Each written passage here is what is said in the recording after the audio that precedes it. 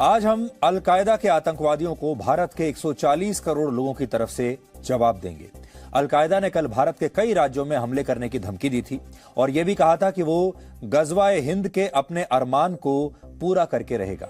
तो आज हम अल-कायदा की इस गलतफहमी को दूर कर देंगे और पूरी दुनिया के सामने उसकी पोल खोलेंगे और भारत की तरफ से उसे चुनौती भी देंगे। अल-कायदा ने ऐसा सोचा कैसे कि वो दुनिया के सबसे बड़े लोकतंत्र को, दुनिया के सबसे मजबूत देशों में से एक भारत को इस तरह खुली चुनौती देकर, खुला चैलेंज देकर, धमकी देकर वो ऐसे ही बच जाएगा।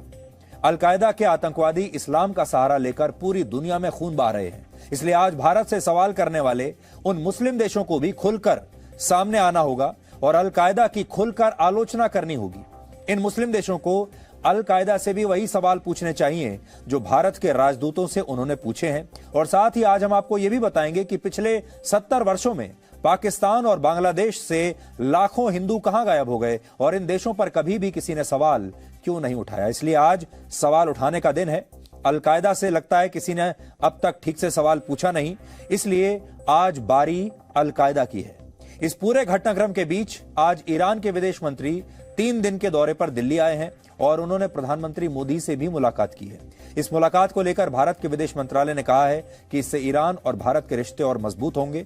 और इसके अलावा भारत के विदेश मंत्री एस जयशंकर और national security adviser Ajit Doval ने भी ईरान के विदेश मंत्री से आज मीटिंग की है। ईरान के विदेश मंत्री ऐसे समय में भारत के दौरे पर आए हैं जब पैगंबर मोहम्मद साहब के अपमान के मुद्दे पर मुस्लिम देश भारत की घेराबंदी कर रहे हैं और इन देशों में ईरान भी शामिल है। इसलिए ईरान के विदेश मंत्री का इस समय भारत आना बहुत महत्वपूर्ण है। हालांकि अब तक उन्होंने इस मुद्दे पर भारत में कोई बयान नहीं दिया है, लेकिन हमारे देश में पिछले 24 घंटे से अल-कायदा की बहुत चर्चा हो रही है और आज हम अल-कायदा की पोल आपके सामने खोलेंगे। अल-कायदा ने कल दिल्ली, मुंबई, गुजरात और उत्तर प्रदेश में आत्मघाती हमले करने की धमकी दी थी और कहा था कि वो पैगंबर मोहम्मद साहब के अपमान का बदला जरूर लेगा और बदला वो लेगा लोगों की हत्या करके।